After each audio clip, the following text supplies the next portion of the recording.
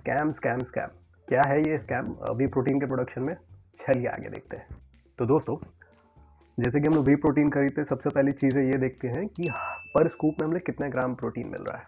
और ये पता चलता है हमें प्रोटीन का लेबल देख के। न्यूट्रिशनल लेबल हमें ये बताता है कि हमें पर स्कूप में कितना ग्राम प्रोटीन मिलेगा, प्लस ये एक हीप स्कूप है या नॉर्मल स्कूप है। जैसे जैसे वे प्रोटीन की प्राइसेस ऊपर जाती जा रही है, प्रोटीन की नई नई कंपनियां आती जा रही हैं और ये हर दिन मार्केट में कुछ ना कुछ नए तरीके ले आते हैं सो दैट ये आपसे कम से कम प्रोटीन का ज़्यादा से ज़्यादा निकाल सके। तो आइए देखते हैं ऐसे ही कुछ तरीकों के जिससे कि आप एंड करते हो ज़्यादा पेमेंट करते हैं। आई एम वेरी श्योर कि इनमें से एक ऐसी चीज़ ज़रूर होगी जो कि आप इससे पहले नहीं जानते होते। तो इनमें से एक ग्रीसी टेक्निक है अमीनो स्पाइकिंग।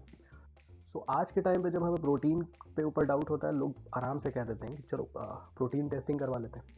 तो प्रोटीन टेस्टिंग करवाने के बाद भी आजकल की कंपनियां काफ़ी स्मार्ट हो गई हैं और इन्होंने एक वे निकाल लिया है कि आपके टेस्टिंग को बाईपास कर जाए। तो इसे समझने से पहले हम ये देखते हैं कि आखिर में लैब टेस्टिंग में होती क्या है। तो दो तरह की टेस्टिंग है।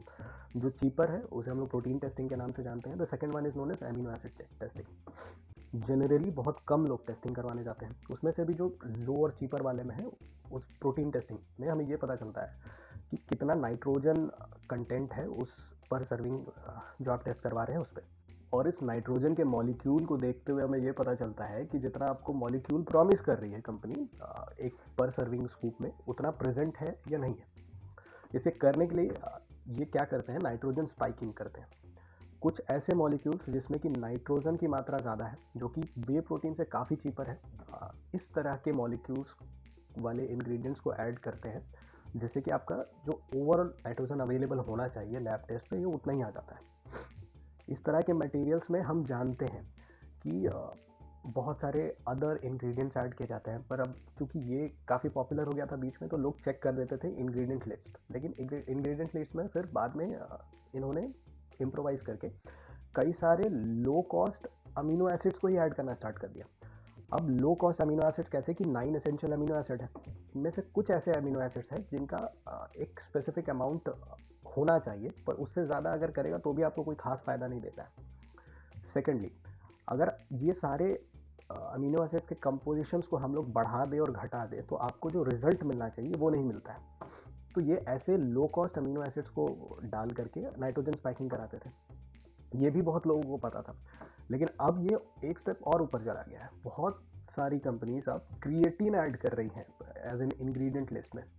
अब हम सब जानते हैं कि क्रिएटिन कितना अच्छा बॉडी रिजल्ट्स प्रोवाइड करता है, इस पर हम लोग आगे जाके बात करेंगे। लेकिन आप किसी एक स्पेसिफिक प्रोग्राम में हो और उसमें आपको क्रिएटिन की ज़रूरत है, इट डजंट मीन कि हर एक जो इंडिविजुअल है उसे क्रिएटिन की आवश्यकता है। कंपनीज अब क्रिएटिन ऐड कर रही हैं क्योंकि क्रिएटिन में 140% ज़्यादा नाइट्रोजन मॉलिक्यूल्स होती हैं then a normal way protein का जो मॉलिक्यूल है उससे, और ये करके भी नाइट्रोजन स्पाइकिंग किया जा रहा है। और इस प्रोसेस के लिए जो कंपनीज यूज़ कर रही है वो है एक्सेसिव मार्केटिंग। अब एक्सेसिव मार्केटिंग कैसे कि आप किसी भी प्लेटफॉर्म पे चल जाइए, चाहे वो इंस्टा हो, यूट्यूब हो, आप जितना ज़्यादा इस मार्केटिंग गिमिक को देखोगे उतना ज़्यादा ही आपके सबकॉन्शियस में इंपॉर्टेंट होते चल जाएगा। जब तक आप दिन भर में 0.8 पर पाउंड बॉडी वेट के हिसाब से या फिर 1.8 केजी पर बॉडी वेट के हिसाब से प्रोटीन कंज्यूम नहीं कर रहे हो, वे प्रोटीन आपके मसल डेवलपमेंट में कुछ खास हेल्प नहीं करने वाला है। अगर आपका वेट 50 है और आप उसके अकॉर्डिंग प्रोटीन कंटेंट ही पूरा नहीं कर पा रहे हो आपके दिन भर का डेली, तो whey protein is just a drink जो कि आप कोल्ड ड्रिंक से बेटर ले सकते हो और उससे कहीं ज़्यादा एक्सपेंसिव है। या ग्राम टू ग्राम बेसिस पे whey protein, casein, plant based protein, यहाँ तक कि एक प्रोटीन जितना भी प्रोटीन सोर्सेज है, it's a very good and a biological protein sources. But जब तक आपका ये सोर्स थ्रू फूड पूरा का पूरा डे के हिसाब से कंज्यूमर नहीं हो रहा है, तब तक I don't think it is gonna help you. Keeping in mind all these facts, I am very sure कि हम लोग day of to day daily protein source को अगर कंप्लीट कर ले रहे हैं then whey protein is a good thing, क्योंकि आपके दिन भर के कंजम्पशन में, जो कि बिगिनर्स के अलावा मीडियोकर हो या फिर जो हार्ड कोर बॉडी बिल्डर्स भी हैं, उनको हेल्प करता है।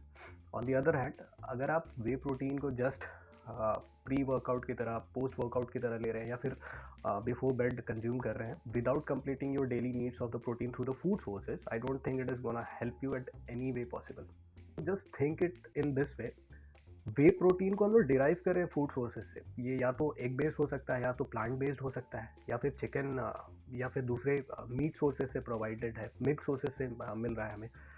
Y do you even think कि whey protein is the only source present? ये हमारे दिमाग में मार्केट किया जा रहा है। Also talking about the 90s eras, हम जब 1970s की बात करते हैं, इन टाइम में वे प्रोटीन को एज अ फैशन ड्रिंक माना जाता था। उस समय वे प्रोटीन को डिफरेंट डिफरेंट ड्रिंक्स में फॉर्मुलेट करके दिया जा रहा था इन डिफरेंट फॉर्म्स। लाइक उस समय बटर मिल्क आता था जो कि वे बटर मिल्क के नाम से जाता था, ब्रॉथ मिलता था वे ब्रॉथ के नाम से, एनर्जी ड्रिंक्स मिलते थे, और उस समय ये एक फैशन प्रोडक्ट था। टाइम चेंजेस, मार्केटिंग चेंजेस, और अब इसे एक डेली नीड्स की तरह प्रेजेंट किया जा रहा है। That is incorrect on my and. Also comment me below कि आप लोगों में से कितने लोग डेली कंटेंट को नहीं कंप्लीट कर रहे हो और वे प्रोटीन को ही अब तक का बेस्ट सोर्स मानते थे। And follow me and subscribe my channel for new updates like this. Thank you.